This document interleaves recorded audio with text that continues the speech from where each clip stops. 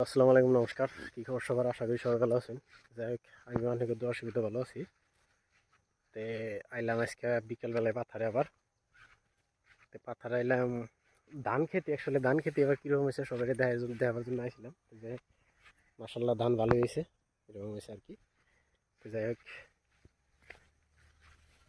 জোয়াবার দেখাইছিলাম ধান খেতে, কিন্তু ধান খেতে ধান ভরি হয়েছে। আর আল্লাহ যথেষ্ট ধান দিয়েছেন, কিন্তু লাস্ট টাইমে একটা প্রবলেম হয়েছে।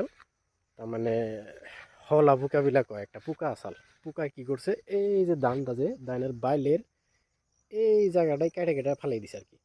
ফালাই দিলে পাতা ধরুন 50% ধান প্রায় খেতে আসাল আর কি, সে কাইডে নিয়ে আসল না। তো যার জন্যে অল্প ক্ষতি হয়েছে। তো এবার আবার ওই বালাটা দেনাই আল্লাহ ভর্তি। তো যাই হোক, কোনো বালা নাই এবার। এবার ধান মোটামুটি ভালো হয়েছে এই ভর্তি আর কি, ভালোই আছে আর কি।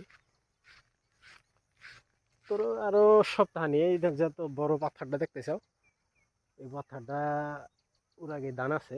তো যাই হোক, সপ্তাহানি লাগবে আর কি। সপ্তাহানির মধ্যে এই ধানগুলো কাইটে মানুষে ই করে দেবো, কাটা ক্লিয়ার হয়ে যাবো।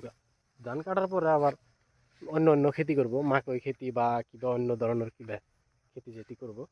যাই হোক, পাকছে আর কি। 70-80% ধান পাকে গেছে গা। তার ধরুন 20%, তো 70-র মধ্যে পেকে যাবো গা। এরকম যদি দিন সুবিধা থাকে, রোদ দেয়, তাহলে সপ্তাহের মধ্যে ধান পেকে যাবো গা, কোনো প্রবলেম হবে না।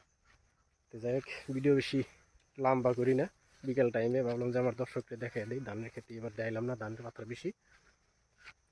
তো সবাই ভিডিওটা শেয়ার করে দিবেন, সবাই দেওয়ার জন্য সুযোগ করে দিবেন। সবাই সুস্থ থাকো, বেশি লম্বা করি না ভিডিও। ভালো থাকো, তার জন্য দোয়া করি, সবার জন্য দোয়া করি আর কি। খুদা হাফিজ।